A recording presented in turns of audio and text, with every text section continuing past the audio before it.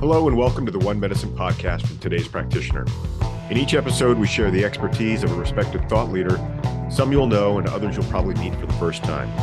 We cover topics important to you, always with a focus on improving the health outcomes of the patients you treat while expanding your understanding of the many healing modalities being used today. Hi, and welcome to the One Medicine podcast. I'm Rob Lutz, your host and the founder and editorial director of today's Practitioner. Today with me is Chris Meletis, naturopath. He's been on the show a number of times. I love having you on the show, Chris. It's always a fun conversation. I'll have you just reintroduce yourself in a minute, but the topic we're going to be talking about today is inflammation and providing practitioners with a toolkit looking at acute, systemic, chronic inflammation and strategies that work. It's kind of just the general topic we'll be talking about. But Chris, would you mind just giving us a quick intro, your background, and just tee us up for today's conversation? Well, certainly. Thank you, Robin. Always great to be here. This is great to be any place at any time. Vertical is a good thing. So I've been a naturopathic physician for 33 plus years. Graduated here from the school in Oregon, was the dean for 7 years, written 18 books, couple hundred national articles, and I love learning. And I will share what we all know as providers and practitioners. It's us as perpetual learners, and I will share a little tidbit. When I was teaching at Oregon Health Science University, local MD medical school, I had the opportunity to speak to a fourth-year graduating class. And during that fourth-year graduating class, I said, do you folks not know so much more than the people that sat in these exact chairs 5 years ago hearing a similar lecture? The answer is invariably yes. Diagnostically, therapeutically, you know a lot more. I says, but don't forget, 5 years from now, that's how the graduating class is going to feel about you unless you're a perpetual learner. So that's why we do what we do. We do podcasts. We listen to podcasts because we're perpetual learners. We don't sit on our laurels, and our patients count on us to be perpetual knowledge acquirers. That's great. Thank you, Chris. So, this episode is going to help equip clinicians with a practical layered approach to identifying, modulating, and resolving inflammation. We're going to look at acute flare-ups, chronic systemic inflammation, and disease-specific contexts using nutrition, lifestyle, and targeted supplementation. Inflammation, as I think we all know, is not the enemy necessarily, but dysregulated, unresolved inflammation is the root cause of most chronic disease. And practitioners need context-specific tools, not a one-size-fits-all anti-inflammatory protocol. So that's what we're going to try to dig into here. And I thought we could start with framing inflammation clinically and establish shared language and clinical nuance around inflammation. So Chris, I've got a few questions, and I think this will kind of help us frame it out a little bit. When we talk about inflammation in a clinical setting, what distinctions do you think practitioners most often miss? Acute versus chronic versus systemic? It's actually a great point of delineation. So think acute inflammation. We sprain our ankle. Great. We're kind of splinting naturally that ankle to prevent further injury. That's an acute inflammation. It's there. We listen to our body and we stop walking on our ankle. Voila, we have a problem.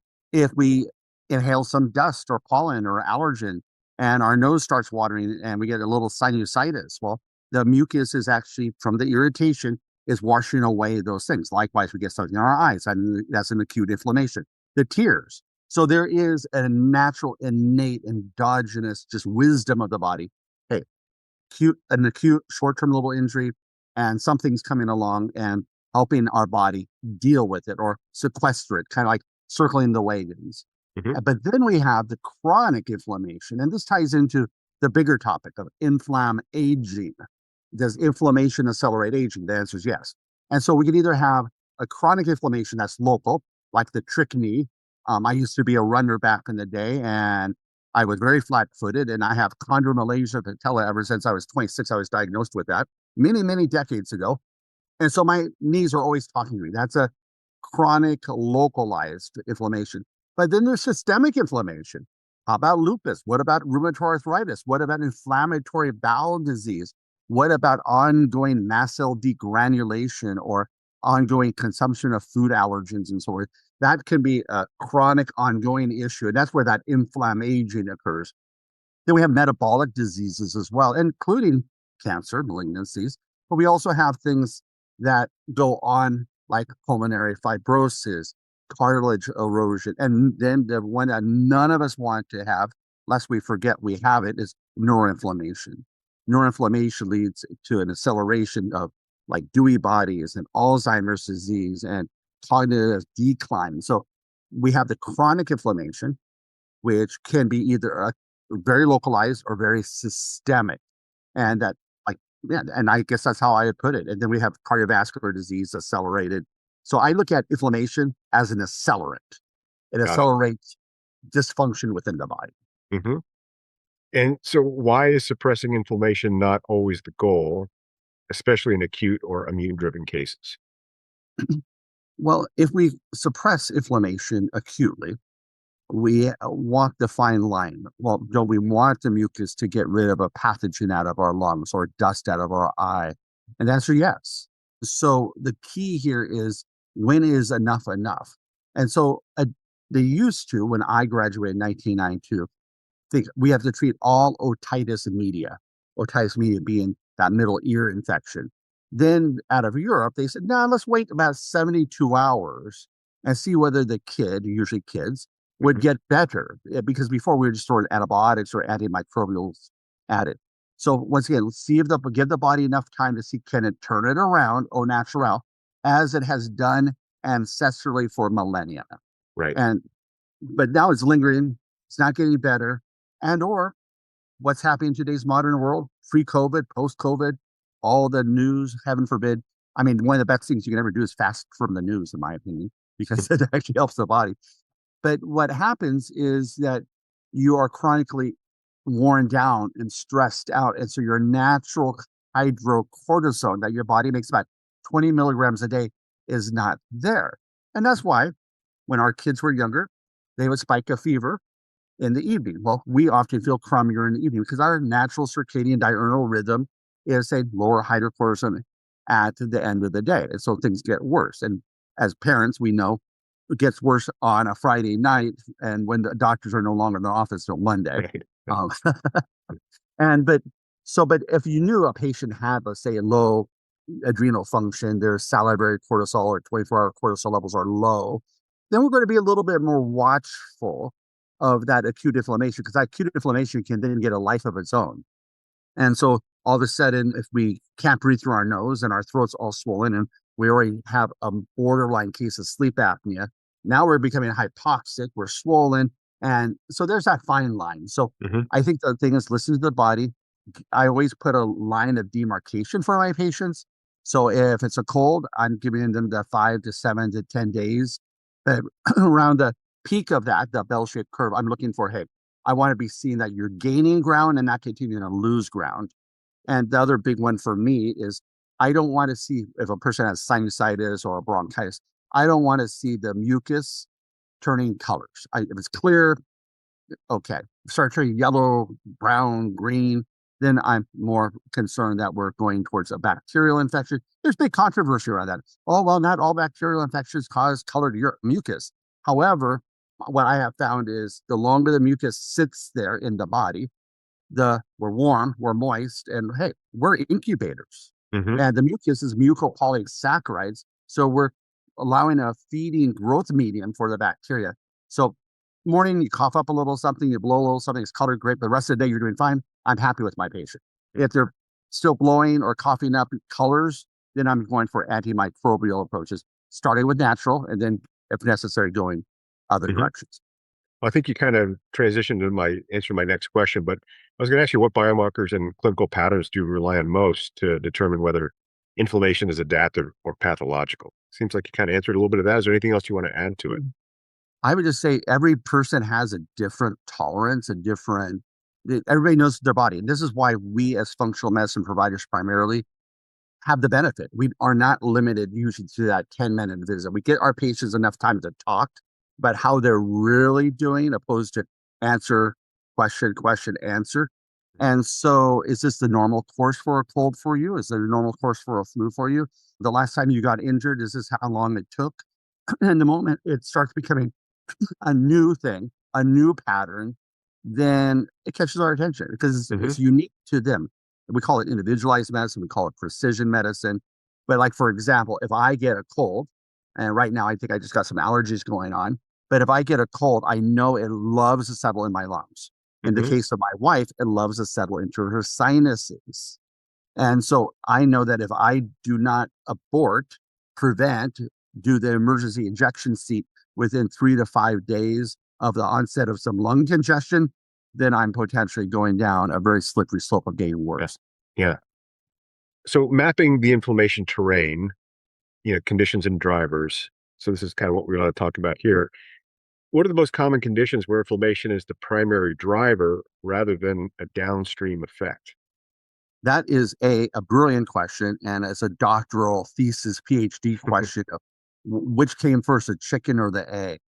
So when we have chronicity, chronic inflammation, whether it be localized or systemic, it becomes a driver for cellular dysfunction throughout the body. And so when we look at, is it a driver? If it's inflammatory bowel disease, it's a driver. Now the question is, what drives the inflammatory bowel disease?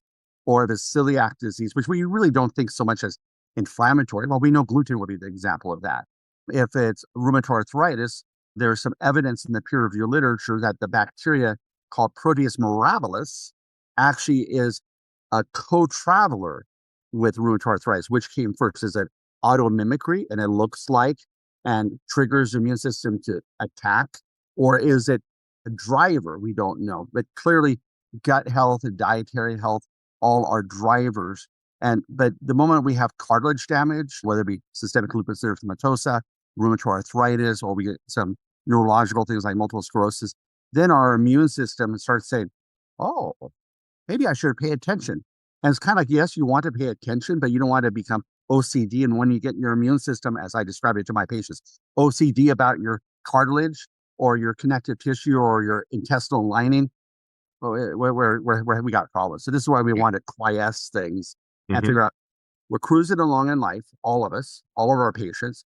And one day they end up in our chair, a consultation room, and say, Doc, I have a problem. I said, have you ever had this problem before? No. Well, so something was a pivot in their lives. And then we figure out what were the drivers, like you just asked. Well, I remember a case 25 years ago. Met a lady who was the dean at the Naturopathic University. Happened to chat with her. I held the door open for her, and she was in tears. I said, "What's going on?" Well, my daughter was just in a major car accident about 6 months ago, and ever since I've been having all these joint problems, and it was enough to trigger autoimmunity, that self attack. So we find 3 to 6 months usually beforehand or longer if they've waited a while to get to us, that something drove them to the straws on the camel's back, the thing Hmm. that precipitated it. And so the quicker we get to that, the quicker we address it, the quicker and more likely we are to mitigate it because we weren't wearing down that path of broken physiology for such a long period of time. Makes sense. Great answer. How do you categorize inflammatory drivers in practice? Ooh, if it's obvious, like, okay, every time I drink dairy, I get mucusy. Well, obviously, that's an evident one. They say 1 in 2 people that eat nightshade families will get arthritic joint problems, all things being equal. I remember sharing that tidbit with my mother-in-law, which had psoriatic arthritis. And in her case, her husband was an avid gardener when he wasn't working another 60 hours a week. And but she did the tomatoes, and always during the summer, her arthritis was worse, which is Hmm. counterintuitive. You think it's cold, it's inclement in Oregon. That's when your joints are going to talk to you more. I think the other thing which I do is when there's an ongoing protracted period of inflammation, that's why I do a lot of testing and beyond just C-reactive protein, beyond just a SED rate. I'm going to do an interleukin 1. I'm going to do an interleukin panel through Quest Diagnostics, LabCorp, or Alt Functional Medicine Laboratory. I want to see what particular cytokines are working for them. And we think cytokines, and we all learned this word, even when we're not healthcare providers, during the COVID era. Hmm. Oh, you got to be careful the cytokine storm because the cytokine storm is going to get you. And indeed, when it becomes a storm, an avalanche, for lack of a better word, it becomes a problem. We know that certain botanicals, certain nutraceuticals really target specific interleukins. So if you really wanted to go for precision medicine, and it's one of those complex, not the low-lying fruit, but what we call zebras. When we hear hoofbeats, we think horses, not zebras. But oh boy, are there zebras out there that come walking through our doors because they've gone to everybody else and they're now on our doorstep. Mhm. And so that's when we start looking a little deeper. We use the advantages of technology and we look at a cytokine panel and say, what's really elevated? And if we see a Th1 or Th2, we think autoimmune, we think allergens, we look at those different aspects of things. But if we know that the person was always sensitive to environmental allergies, that would have been me. I was a kid, I got allergy shots. Back in the day, I took all kinds of fun meds because I was always a constant rash and itch and sneeze and asthma. And so I'm a very, what we call atopic. There's what's called the atopic triad. Mhm. So it could be eczema, it could be asthma, and just generalized allergies. And so I already know my body has a preference or a predilection to go that direction. So I always ask, how does your body normally respond to? And Mhm. then we go from there. But I think quantifying is very important because then we can use boswellia, we can use turmeric, we can use an endocannabinoid like beta caryophyllene because we know each one has areas that the peer review literature has shown it helps mitigate those specific cytokines. Mhm. It's great. So, kind of last question in this section, but where do practitioners most often oversupplement without addressing the root cause? Mhm. Anything come to mind? It's actually a very insightful question because I have became an over supplementer for myself, for my patients. And so what we want to do is we don't want to be just overly controlling inflammatory processes which are transient, like the Mhm. acute thing or the injury. But at the same time, we want to prevent the susceptibility to bronchitis or an asthma flare. So the example I give, and I give it quite often, is two bathroom tiles or kitchen floor tiles. Mhm. And that's diet and lifestyle. So can you address it with diet and lifestyle? So we don't drive around. You don't see on a freeway regularly vehicle attached to a tow truck. It's it's a transit period of time. You get them out of the ditch, and then they're back. You drop them off at the auto shop, and then you get them back on to the road. Mhm. So the concept is if we can get them out of their quandary, their challenge, acute challenge or chronic challenge, and then sustain them with diet and lifestyle and minimal supplements. Mhm. Because I give the example that those tiles, diet, lifestyle, the space between the tiles, that's grout. That's where we supplement. We fill in the gaps Mm. of diet, lifestyle with supplementation. Awesome. And that really kind of segues into my next section. So I want to talk really about the practitioner's inflammation toolkit. And first part to focus on is this foundational layer, which I think is what you were talking about. So I think a lot of practitioners say these are non-negotiable foundations before supplements. And so before supplements, what are the top foundational interventions you want every practitioner to assess? Thinking about the foundational, as you're talking to your patient, what do you want to make sure that they're doing before you even think about supplementing? And so in my clinical practice, we all have our preferences and our patterns of thinking. And mine have changed over the last 33 plus years. And I guess I would also call myself out. I used to have my favorite herbs. I used to have my favorite supplements. Vitamin C was my go-to. Vitamin D has always been my go-to. But then I had certain botanicals that I really like to use for immune system. Back in 1992, it was echinacea, some golden seal, some astragalus. Now Mhm. I've gotten into the fancy frou-frou stuff, but it doesn't mean that our friends of the past are not still friends. And we have to Mhm. remember that even in our own lives. Like, well, I got this great new friend. Well, a friend that's been there for you for the last 20 years. So in practice, we often get these new shiny blingy things, Mhm. and we have to remember, right, but we had some good old friends in the past as well that helped not only ourselves, our patients for a long period of time. So I think the aspect of I always focus initially on hydration.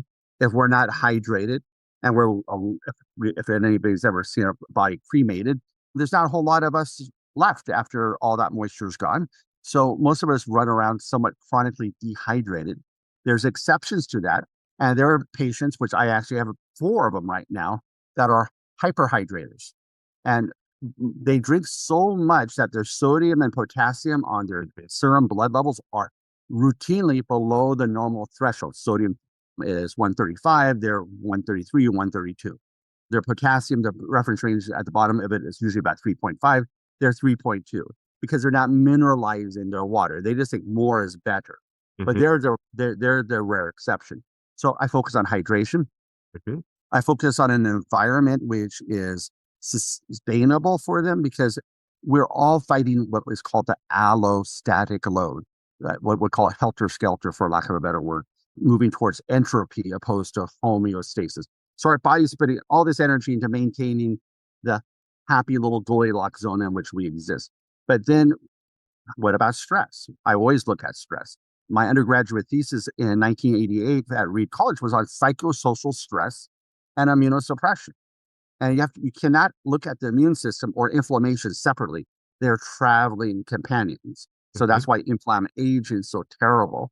So I looked and say, hey, are you hydrated? And are you mineralizing yourself relative to your hydration? For me, I have a coffee habit. And so I dilute myself in more than one way. Man, I'm delusional with my coffee because it borrows from today to get through tomorrow. And so it's like, okay, we're not wanting to do that. So hydration, then food. Food is our best Mhm. medicine. I grew up in the 60s and 70s when Saturday morning cartoons were educational on the commercials. You are what you eat, from your head to your feet. And I just want to be a Bill on Capitol Hill and all those Mhm. lovely little, and conjunction junction, what's your function? It was like, wow, you can learn something on Saturday morning in between the cartoons. But the concept is we are what we eat, and all of us way more than when we were born. So we've seen the cartoon of, are we a hamburger, a french fry, and a Coca-Cola Pepsi body, or are we made from fresh fruits and vegetables? So I focus on eating more healthy. I'm a proponent of using the EWG.org, environmental working group.org, Dirty Dozen and Clean 15 for people that are on budgets. If not, Mhm. you can't go organic all the time, eating fish that's not farmed. So fueling the body. Just like I give the example, if I offered everybody, and I do this to my patients all the time, and I have these intellers and PhDs and Nike executives, so I still give them the same example.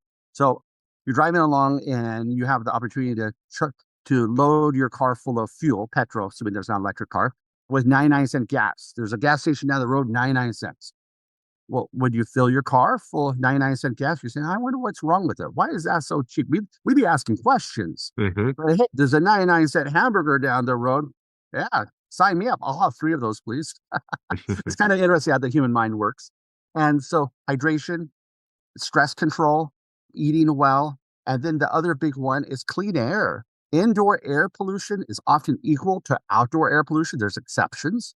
Mhm. And so running the HEPA filter in your office, they've shown that laser printers actually put out as much secondhand toxins as secondhand cigarette smoke for some particulate matter. So I have three air filters at my 15 by 15 home office. Mhm. And they're one's for VOCs. I have an air quality checker, and I'm wanting to make sure I'm not burning in my body. Same thing with the quality of the water. We had to make sure the water's good. I'm not a big proponent of fluoridated water. I'm also not a big proponent of Flint, Michigan heavy water, pun intended, Mhm. with the lead. And so what we want to do is have those things, stress, but then also mindfulness. We are not grounded to terra firma. We're not grounded to anything like our ancestors. We walked around barefoot or leather, footwear, and we walked, we talked, we communed with nature, and we're not doing that anymore. So we need to, no pun intended, unplug, get back to the basics. One that you did not mention, but we spoke about it before we started the podcast, is sleep, the importance of sleep. Oh, Um, yes. Well, thank you. Yeah, and actually, you and I were having a little conversation about sleep apnea, mhm. and oh boy, I've tested so many people for sleep apnea. One could argue we're overdiagnosing sleep apnea, but if you think about it, hypoxia is a prime territory for cancers and for cellular dysfunction. We use the word oxidation, phosphorylation. Well, oxidation requires oxygen, so how can our mitochondria work without oxygen? And so I routinely do home sleep tests for my patients off a website that I'm not affiliated with. And for $189, sometimes it's on sale for $141, you can see how do they sleep in their innate environment, Mhm. in their bed, with their partner, with their dog, with their cat, whatever, with their pillow for sure. And see, hey, are you succeeding in staying oxygenated? And then are you actually hitting that threshold of deep sleep, not deep sleep? And so now online, our patients and us as providers can order our own tests, but not as providers, just as human beings. It's reviewed by a sleep medicine doctor. It's Department of Transportation approved, FDA approved, and they'll tell you, hey, this is how you slept. This is how much you desaturated. And it's like, oh, it's a no-brainer. So thanks for reminding me about that.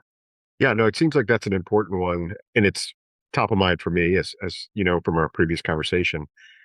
So thanks for going through that list. And again, I think those feel like they should be non-negotiable, no matter what someone's coming in for, right? What Oh, most yeah. people, it's your diet, your sleep, your stress level, hydration, all those things. You're going to be a healthier person, more resilient. Athletic performance, being the best mom or dad you can be, living for, I mean, these are the investments into our bank account, Mm-hmm. which she said are non-negotiable. If Yeah. we're not doing the diet right, it's a debit, not a credit to us. If we're not breathing well and we're not oxygenating, it's a debit, not a credit. So I always give the example of health savings account on a daily basis. If I get stressed out, that's a debit. If I'm really stressed, it's debit, debit, debit. And then I have to pay back that debt. Yeah. If I make a mistake and if the wife by chance went to crumble cookie last night, even though I said I didn't want it, and if I succumb to the crumble cookie, I'm not picking on crumble cookie, but they do have a Dubai crumble cookie right now. They, which I just know about by chance. It's like, do I succumb to it? And if so, what do I have to do to make up for my indiscretion? Yeah. Sticking with this foundational, how quickly can foundational changes alone reduce inflammatory burden in your experience, would you say? Depends on how long the kimchi pot has been stewing in the ground. Mhm. If it's been fermenting for a while, it takes longer. In naturopathic medicine, there's a philosophy: if you've had it for a year, it takes a minimum of a month to Mhm. get it backtracked. And that's assuming everything else is aligned. And rarely by the time we end up at a healthcare provider's office, are we having just one thing. There's usually a traveling companion of two or three other things that are going on. So we have to tease it out and prioritize it. And one of the things I also didn't mention is making sure a person's bowels are moving regularly. Mhm. I have so many patients that are constipated and they don't consider it constipated. My record was on my intake form. They said that they were regular, but of course, being a naturopathic physician, I asked more about that. I said I regularly go to the bathroom every 2 to 3 weeks. I said what? I said every 2 or 3 weeks, I regularly have a bowel movement. It often plugs up the toilet. Like, so then you start seeing the Bristol stool chart of the hard, lumpy, bumpy poo. And then he's thinking, of course, the sharp contrast of that, the water, Mhm. 7 on the Bristol stool chart. Well, what happens to that stool when it's dry? What happened to all that moisture? Well, we reabsorb the muddy water, using that term loosely. And no wonder we feel poopy. So with that, I think looking at how long does it take? So you got the bowels moving, you got the oxygen moving, you got the some exercise going on, a body in motion stays in motion, another important consideration. Mhm. And then all of a sudden, you're you're seeing improvement. Our question is, what is our measure of success? Is it just improved quality of life, or is it trying to get us back to a previous year or decade in terms Mhm. of wellness? If we've had lots of joint destruction, it's going to, of course, be a bigger challenge. Like if we had osteoporosis versus osteopenia, I've actually successfully had patients with notable osteoporosis go back to osteopenia, and they're in their late 70s and 80s, and we're actually seeing an improvement. So, do we treat the lab, and are we just looking to see improvements on the labs? We're looking at improvement of quality of life and how is the patient feeling, and so treat the patient, not the lab. But the labs are great mile markers to know how we're doing on our journey. Nice. What are the signals that tell you patient's ready or not ready for targeted supplementation? I will give the example of misery. If I'm miserable enough, would I consider doing Advil? And let's say I had a podcast to do. I'm not drugged on Advil right now. It's ibuprofen. But there's a time where you just have to kind of, maybe we have a big road trip, we have a big conference to go to. And so you do what you have to do to get through that. And so, but majority of the time, you meet the patient where they're at. If they're Yeah. new to functional medicine and the concept of gluten-free, dairy-free, the concept of not eating at a fast food restaurants foreign, we take baby steps. And I'll give an example of a gentleman from Okinawa. He was adopted by a Caucasian missionary family, but he was moving towards metabolic disease and then diabetes. But he was staying to his traditional Okinawan diet, which had a large component of carbs and not the fish-based aspect of the Okinawan diet. But yet he was a desk jockey. And so he was culturally non-relevant. What would have worked in Okinawa doesn't work when you're now a desk jockey in the United States. And so for him, tried to change his diet. I said, well, you should eat these foods. He was so stuck on eating a traditional diet. So I ended up having to do portion control. I said, okay, you're going to do rice, you're going to do pasta, you're going to do this. I says, instead of 2 cups of rice, you have a cup and a half. And instead of eating that first, you eat that second. So my approach to dietary control, including weight loss, Hmm. is you eat your protein and your veggies first, you eat your carbohydrates last. You go to a Hispanic restaurant, you're going to have, of course, chips offered first. And then, of Hmm. course, some sugary drink is offered or alcohol. And so you don't want to be doing that. You want to be eating your main course. If you eat a steak dinner, do you eat your bread? Because they usually have yummy bread with butter. Or do you eat your steak and your green veggies and then you fill up with, and that changes the way your insulin levels are. If I eat a Hmm. carb right away, it's going to spike my blood sugars. And by spiking my blood sugars, then it's going to spike my insulin levels. And then the whole rest of the meal is more in storage mode. Whereas, as I tell people, there's no fat Cheetos. So if you're eating your protein first, whether you're a carnivore or not, and Hmm. then if there's a little space, you can fill it in with some carbohydrates. And I think, and not to be political, the concept of flipping the pyramid recently towards healthier proteins and fats and not so much carbohydrates is an intriguing one, which most of the functional medicine providers have been recommending. Eat the rainbow of fresh fruits and vegetables, and Hmm. then anything that's down the main aisles of the store, packaged dead food for dying people, live food for living people. So shop Hmm. that side of the store. We tell our patients that all the time. Awesome. All right. So now let's start to dig into targeted supplement strategies, acute versus systemic. So if we think about acute inflammation, again, those are injuries or flares, short-term stressors that you mentioned. When a patient presents with acute inflammation, what's your immediate supplement hierarchy? So acute inflammation, I'll use targeted botanical like turmeric, and often I'll incorporate the endocannabinoid system if they've had stress as well. Mhm. So I'll incorporate a CBD, beta caryophyllene. Beta caryophyllene is very powerful anti-inflammatory. I'll incorporate some turmeric, some curry, and once again, look at cultures that have a lot of that in their diet, whether it be continental India or Thailand, where curry is there. There's been evidence, and there's of course a multifactorial aspect of this evidence, but there's less Alzheimer's disease in India. Well, okay, well, is that because they're more vegetarian, they're not eating as much, or is it also that they eat such a large quantity of curry, all things being equal? Mhm. But so I will use something like a boswellia, a turmeric, and a CBD with high beta caryophyllene. Mhm. But the other big thing I do is I do omegas. Most of us, we all know this, we're omega-6 laden, we're trans fat laden. And along the years, even as children, we've consumed things which we probably not ought not to have been now incorporated into our cell membranes, our bilayer of every cell in the human body. And so we need to improve that. So I routinely will do an omega-3, 6, 9 fatty acid test on my patients. Mhm. Only recently have I found one person, which happens to have been my patient for 15 years, that did the test, which passed with flying colors. Mhm. There's usually room for improvement. So I'll incorporate fish oil, EPA, DHA into that program Mhm. immediately, along with a CBD and some anti-inflammatory herbs. And the hydration and eliminating pro-inflammatory foods, whether those be IgE, true allergy foods, or IgG, what I call gradual foods. I take E for emergency room, G for gradual. So Mhm.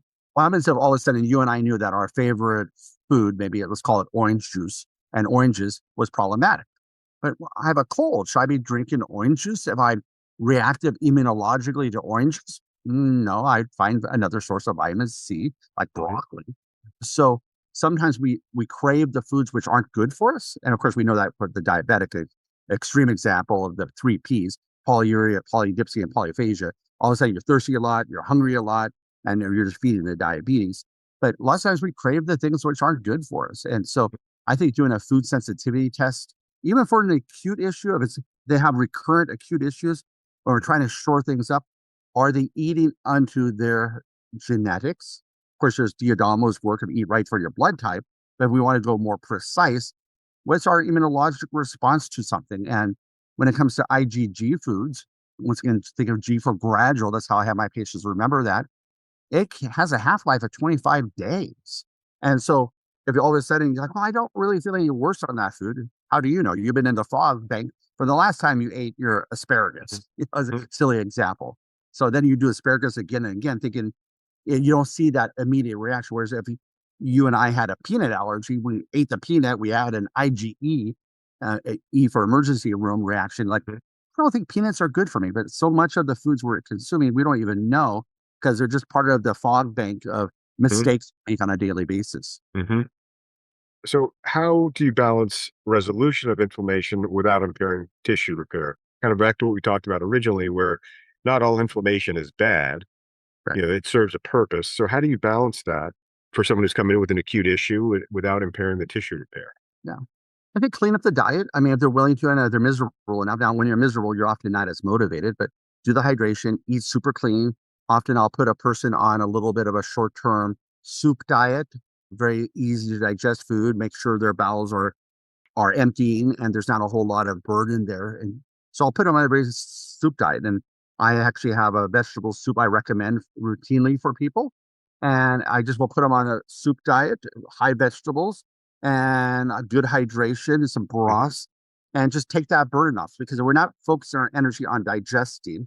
Rarely do we have a person that's anorexic or orthorexic that cannot live without a few days of food. And if you think of certain cultures and religious practices, some people go without food for protracted periods of time.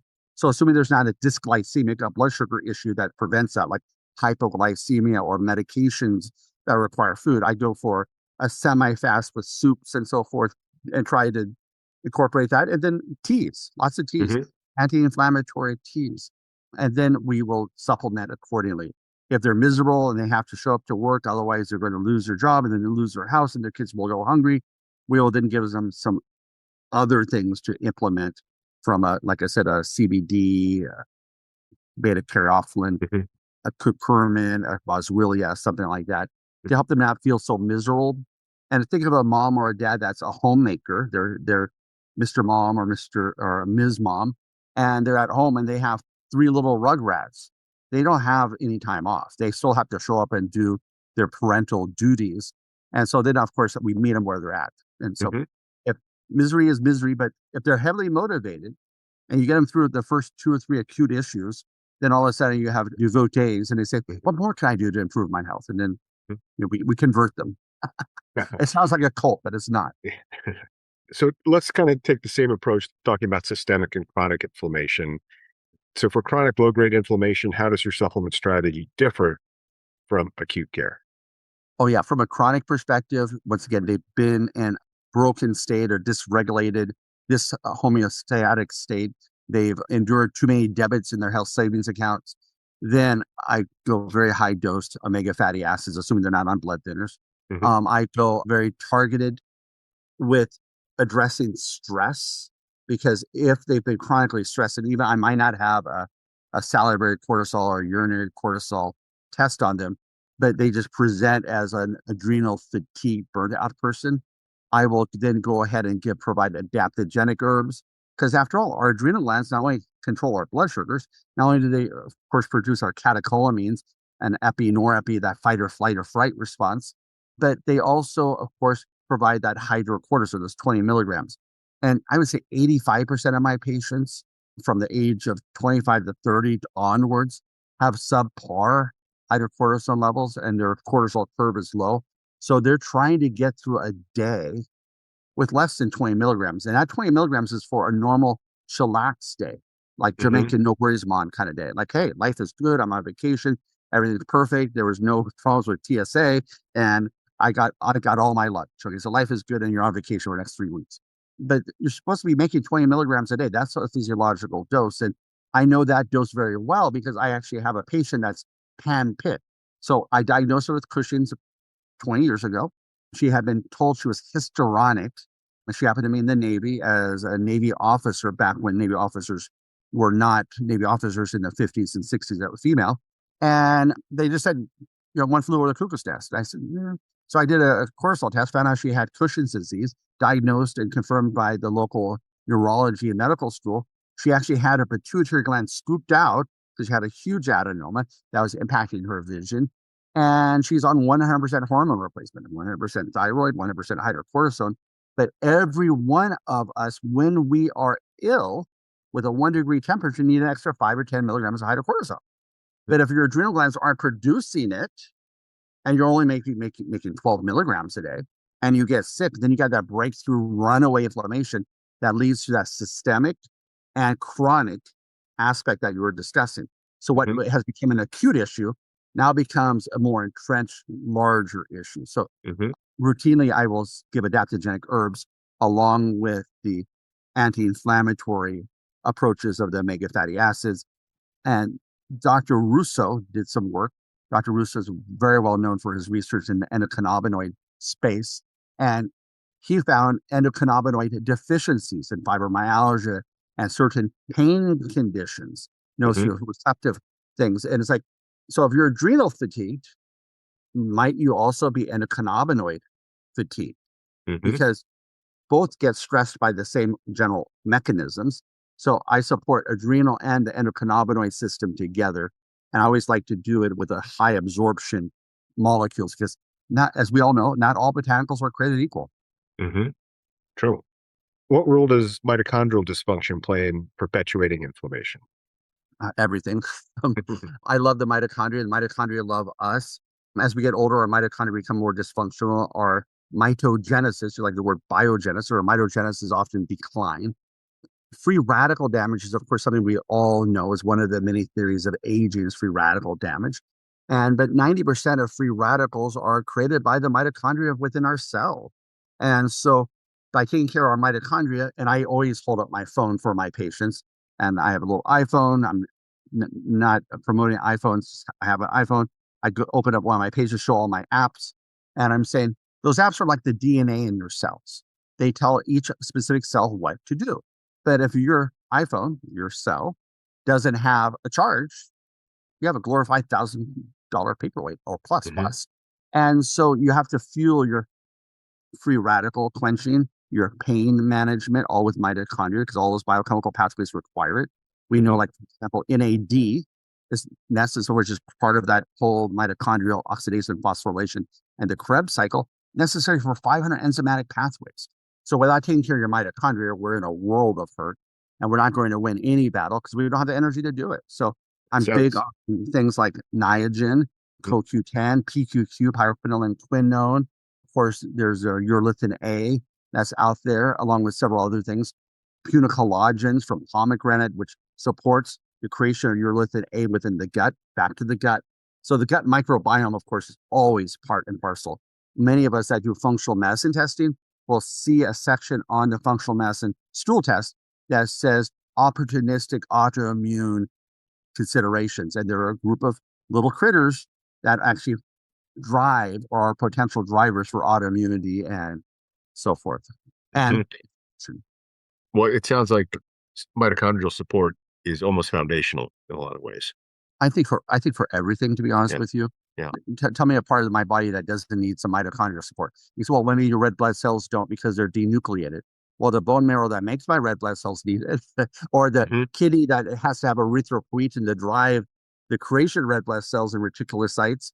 It needs it. So everything is tied into having energy for you and me to talk, to communicate, Hmm.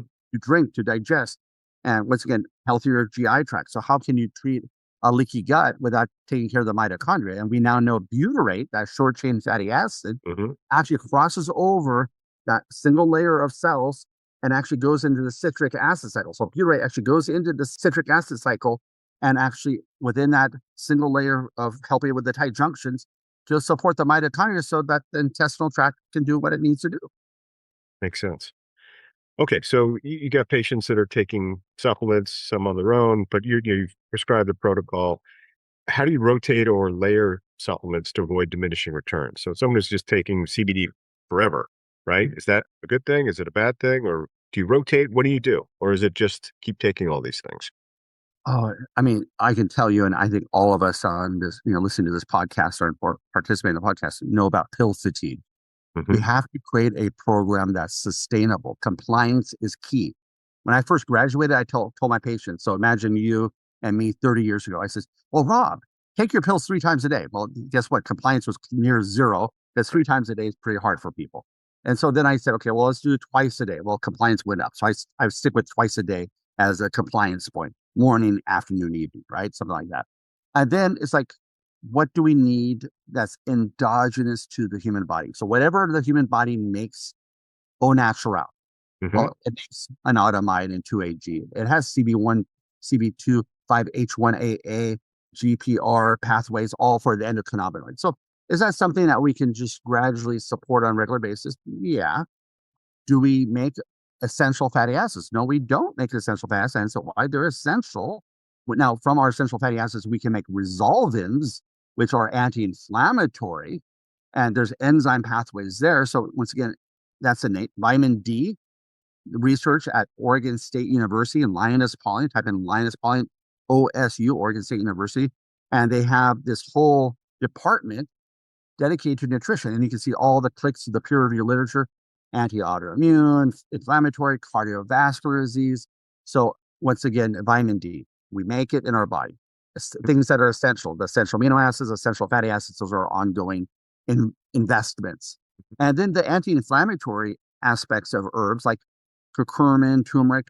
If you have a chronic issue, a systemic issue, yeah, it's a long-standing thing. And so in front of me right now, I have a product which is a CBD curcumin, highly absorbable, Hmm. from a company I work for, and I would continue taking this product because it has over 400% bioavailability compared to a normal CBD, plus it has beta caryophyllene.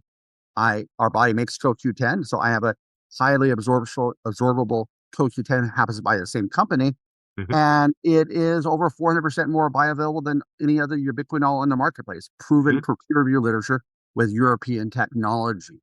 And I do the same thing with my omegas, investing with the high absorption capacity. Like one of my omegas is equal to 9 of the regular omegas out in the marketplace. Hmm. So those are the standards. Vitamin D is a standard. The endocannabinoids. And then I add other things. Like I have fatty 15 in front of me. I have omega-7 from sea buckthorn, a plant, in front of me. Those are just ongoing things. And then a good multivitamin. Everything else is Hmm. individualized, in my opinion. Hmm. So you got your kind of foundational supplements that you take, and then And then I have another 20 when you bottles of pills I take as needed. right. That's great. All right. So we've talked a little bit about CBD, and I think there's a lot of practitioners that have high interest, but there's a lot of confusion around CBD. So maybe we just spend a few minutes talking about CBD in clinical practice. What do practitioners need to know? So I've got a few questions around that hopefully will tease some of that out for us. So CBD is widely used but poorly understood. How do you explain its role in inflammation to patients? Patients and colleagues for that matter. Mhm. So until the work of Machulam and his colleagues in 92 in the endocannabinoid system, really don't know. I'm at a trade conference and I'm speaking on CBD or the beta caryophyllene or the terpenes, and we weren't taught it in school. I mean, Mhm. most of what I've learned, and unless you were just a recent graduate, we didn't learn about the endocannabinoid system. We didn't learn about most of these cytokines, pro-inflammatory or anti-inflammatory, because some cytokines are anti-inflammatory as well.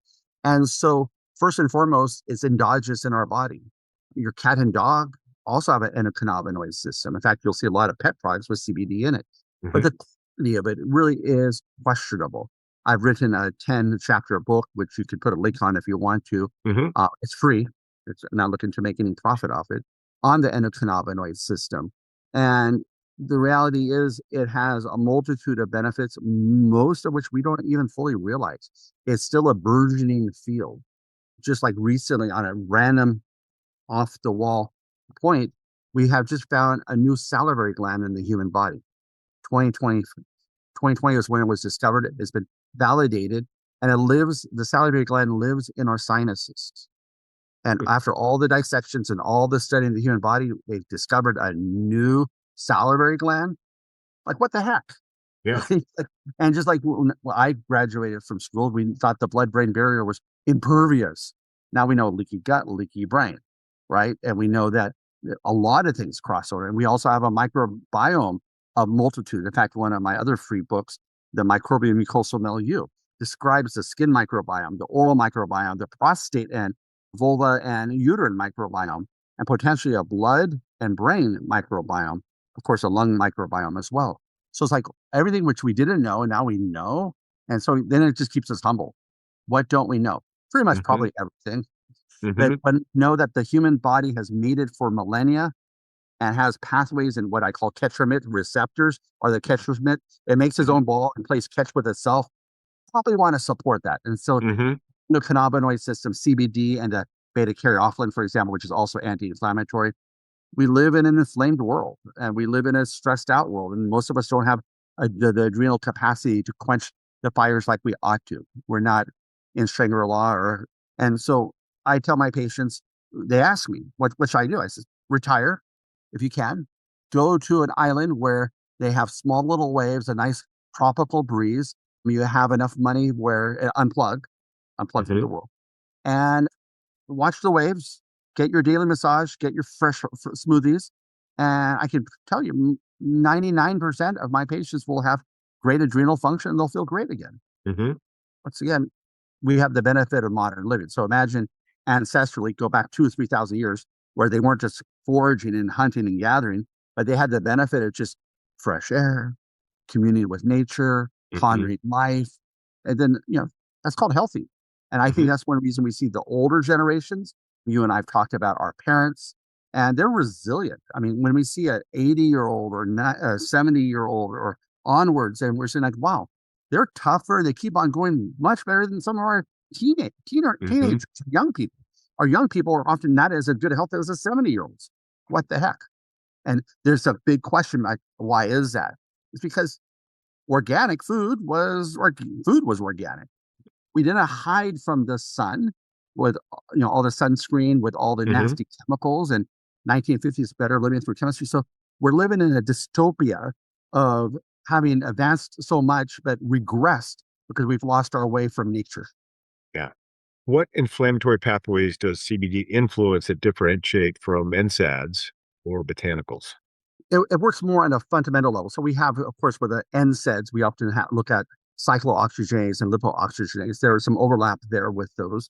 Anandamide's actually been shown to help with those pathways as well, but they're helping not with a handout or a bull in a china shop approach. It's helping for like a condition them to actually Mhm. have them work more efficiently.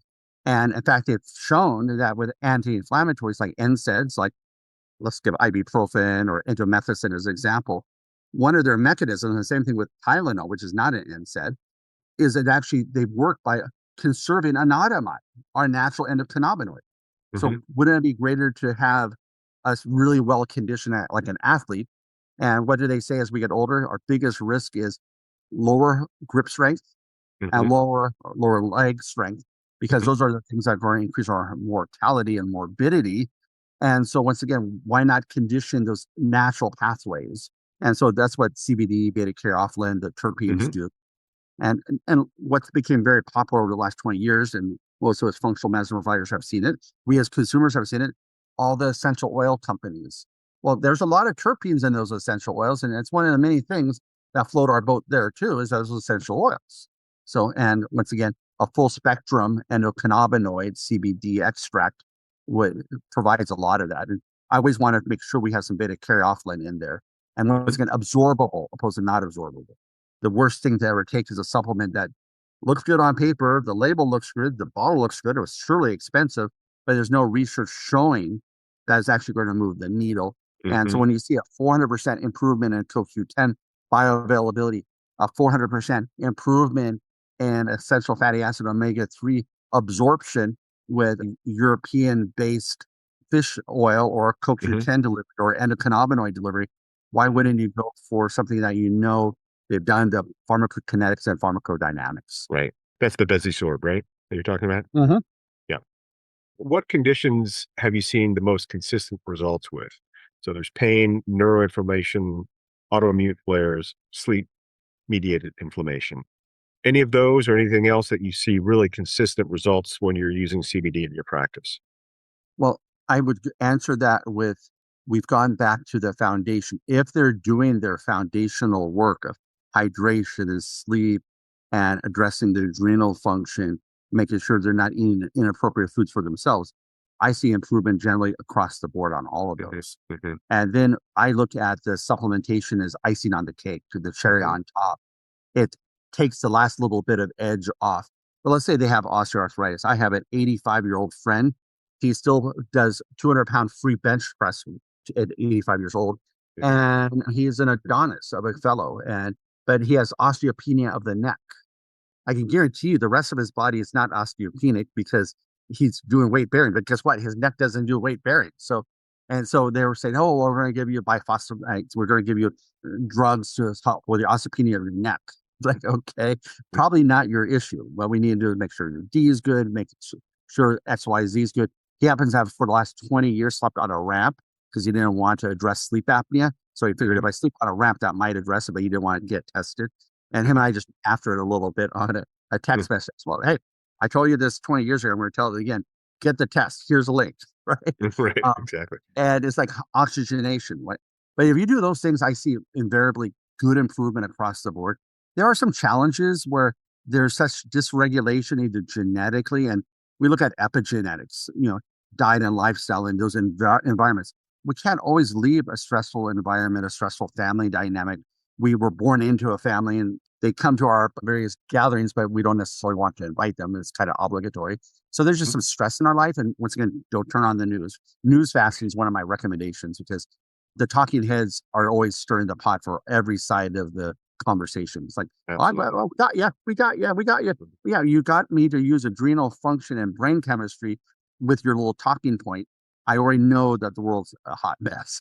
Right. So I don't have that kind of extra bandwidth, and none of us do, to be honest with you. So, and then circling yourself with good friends and family. I think that's another thing is they've hmm shown that with the centenarians, they had a circle around them. And the centenarians are the ones that were able to beat the inflammatory process. They were able to eat and consume healthy food and in a mindful way. So if you and I were to sit down right now in the middle of our podcast and try to digest our food, not going to be as good because we're focused, our energy and our focus on our communication and our hmm sharing our passion.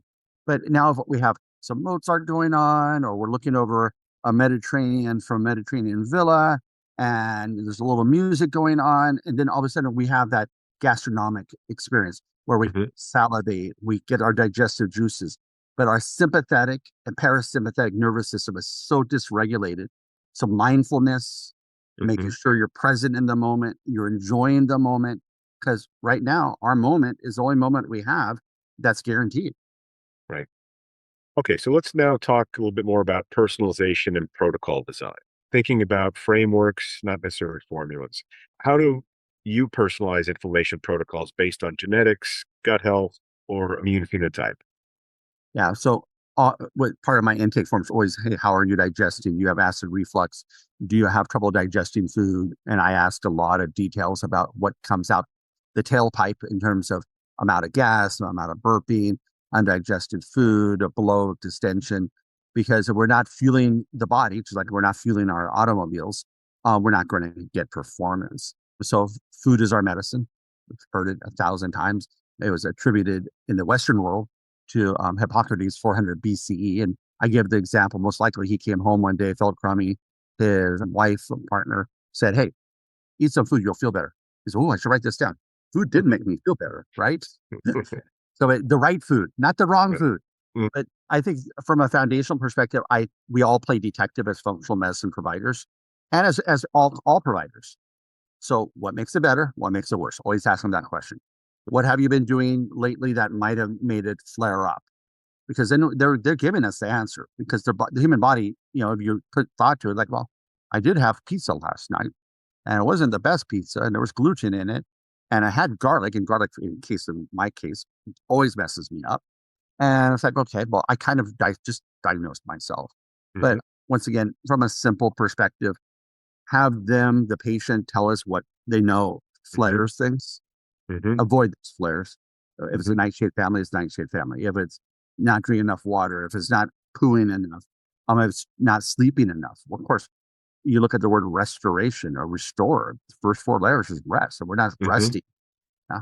And then omegas, the vitamin D, the vitamin C. Cat or dog makes vitamin C. Capybara does not make vitamin C.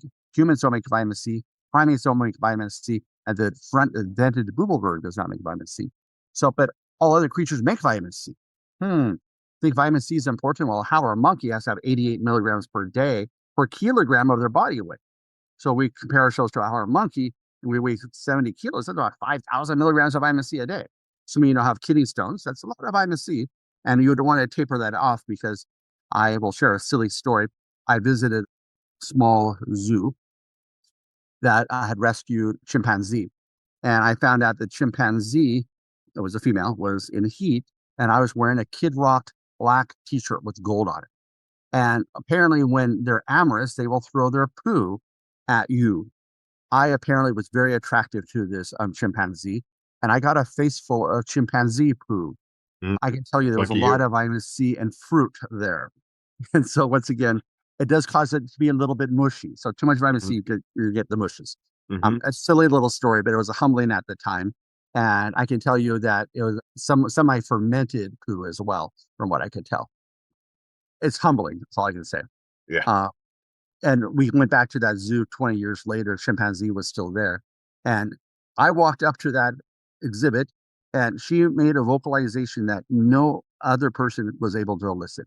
Apparently, I still had her heart. Mm-hmm. Lucky you. Lucky me. Hey, but hey, Yeah. we bonded over the poo. So I think vitamin C, vitamin D, it's kind of recapping the same things. I don't really have anything to add to Yeah. that other than support the endogenous pathways, support the essential nutrients, and honestly, a multivitamin. I mean, even the standard USDA and National Departments of Health and all this have commented upon we're low in one or more micronutrients. Now we get to selenium or molybdenum. Parts of the Midwest are so low in molybdenum, they have a 1/3 higher risk of esophageal cancer. Mm-hmm. And then what about chromium and blood sugar dysregulation? The fact that we eat more carbs than we ought to. So once again, a good multivitamin. So I got a 1-a-day multivitamin from a professional company, Mm-hmm. and I take my 1-a-day multivitamin. Mm-hmm. And when my guts gets thrown off, I take my probiotics. Right. There's no question. And then when my guts really thrown off, I will add a product that is IgG extract, immunoglobulin, to bind up the endotoxins and the lipopolysaccharides within excess dysbiotic production, because lipopolysaccharides are created by certain bacteria, including E. coli. And so I actually have binders, charcoal and other things that when I know I've did a faux pas consciously or subconsciously, I bind up my mistakes as quickly as I can and throw down the friendly critters to do battle. And how long should a practitioner expect before meaningful clinical shifts occur? So you're working with a patient, and I know it's going to depend on the patient, but what's kind of a general timeline to see some results? Back to a minimum of a month of diligence once they clean up their diet and lifestyle and they've been supplemented properly. A month for every year that they've been dysfunctional is usually my rule. I think creating a realistic expectations for patients. Patients come in thinking, well, if I take this drug, let's say if I gave that person in chronic inflammation 20 milligrams of prednisone or 4 milligrams of methylprednisolone, a methylprednisolone pack, I know I'm going to get them feeling better, but it's a false narrative. It's Mm-hmm. because they're drugged to wellness. And since we're being compared from a functional medicine perspective to the magic of pharmaceuticals, and I prescribe these medications at times. If I have a patient with severe bronchitis moving on to pneumonia, yeah, they're going to get a methylprednisolone pack. If they're slipping and they're not better by that mid 10-day period, 5 days, and they're getting worse and worse and worse, I'm not going to have them die because of my philosophy of like, oh, I don't want to do drugs. Or if I knew that they've been enduring a lot of stress at work or at home life, I know their hydrocortisone levels are low, I'm going to augment that Mm-hmm. in the short term, very short term. It's a long term use of interventions that usually come with side effects. Mm-hmm. Okay, so we're starting to get towards the wrap up here, but I want to talk a little bit about clinical pitfalls and some final takeaways. What are the most common mistakes practitioners make when addressing inflammation? Not going hard enough. And that's where we tell the patients to do the hard work. And they get invariably my protocol of the sleep and hydration and making sure they're pooing a couple times a day, ideally. And they have a Bristol stool chart of poo of around a 3.5 or 4, never a 1, 2, or 3. And then making sure that they are focused on mindfulness and that they're adding to their health savings account. And so a lot of my patients are entrepreneurial, their business, they're executives. And I get them to start thinking spreadsheet. On your spreadsheet on a daily basis, have you added or subtracted? Hmm. And if you've been subtracting for a protracted period of time, it's time to start adding in the aggressive way. And then the other thing is dosing. If I just do one omega fatty acids, it's going to take a lot longer to rehydrate the sponge, so to speak. Hmm. Or if I just do a few drops of water, it's going to rehydrate the sponge. So because I have chronic inflammation, this is a topic very near and dear to me. I've been battling it for a protracted period of time. Whereas a person that comes in healthy and well and just looks for a maintenance program, one Bessie's or omega. For Hmm. me, I take three Bessie's or omega. I've also added the fatty 15 and the 7 because I'm trying to go from several different approaches and see what moves my needle. Hmm. And we can, once again, treat the labs. We can see, okay, these things are improving. But ultimately, what the patient wants is, I don't care how good their paperwork looks like. And they want to, I feel better. I feel more alert. I have more quality of life. Because I think most of us would agree quality and quantity, and we had a choice of having really good years or just having a lot of years. We want really good years. Hmm. I agree. So, maybe this is the wrap up, the clinical pearl of the podcast today, but if you had to summarize your inflammation toolkit into three guiding principles, what would they be? I think you've talked about them, but if you want to Yeah. just kind of bring them up, summarize them, what would they I, be? avoid triggers. First, always, remove the splinter. If you know something is causing your finger to be inflamed, address what that is. If it's because you have a big old splinter there, you can do all the pharmaceuticals, Tylenol, Advil, you can do pain meds, you can do the opioid. And oh yeah, well, my finger feels better. The moment you're off the med, like, oh, still got a splinter in my finger, it still hurts. And Hmm. so remove the obstacle, address the cause, always Hmm. foundational. And then number two, after avoiding the triggers, is build the foundation. And you did a great job of asking that question multiple different ways. Fuel the body, support the body, give it the kind of performance enhancement you expect. So the rest, the sleep, the oxygenation, the hydration, and the good food. No 99-cent gas. Okay. I would love to fill up a car for 99-cent gas, but I would worry for the rest of my driving experience until that tank was empty. What did I just do to my car? And Hmm. likewise, we should be asking that question: what did I do with that special deal at the fast food restaurant? Food versus food stuffs, so to speak. And then the other thing, which we often are very afraid to speak about, is that mindfulness side of things, whether it be church being your best, being nature and unite. Great. I go out in nature, I feel like I'm communing with the universe or God, or it's mindfulness and it's positive affirmations. And one of the affirmations that I recently saw, and I will pull up on my phone here because you just got me to think about it. And I do a lot of saving of affirmations. Having daily affirmations and starting your day out with positivity is important. And so this is one that I just found literally on social media. Act like you're blessed, talk like you're blessed, walk like you're blessed, think like you're blessed, smile like you're blessed, live like you're blessed, and you will be blessed. Read that again, you will be blessed. And once again, attitude of gratitude. It's not the half empty, half full. I have what I have this very moment, and I'm going to appreciate being in this moment. And every cell in our body hears our thoughts and our words. Every cell. Hmm. So if you're feeling like Eeyore, be a quiet Eeyore. And it's better to be Pooh, a little Tigrish. And sometimes we have to fake it until we make it. And I think most of our patients know that. Hmm. And I think we all do. It's like, okay, Yeah. show up, but we keep on. Perseverance wins the race. I tell Hmm. my patients, keep on doing it. And I tell them the success stories. I said, individual results will vary, but they need hope. And one of the things which most of humanity doesn't have right now is a whole lot of hope. So we're really messengers and conveyors of hope and the realistic constructs that their body, the human body, has to be in agreement. It's awesome.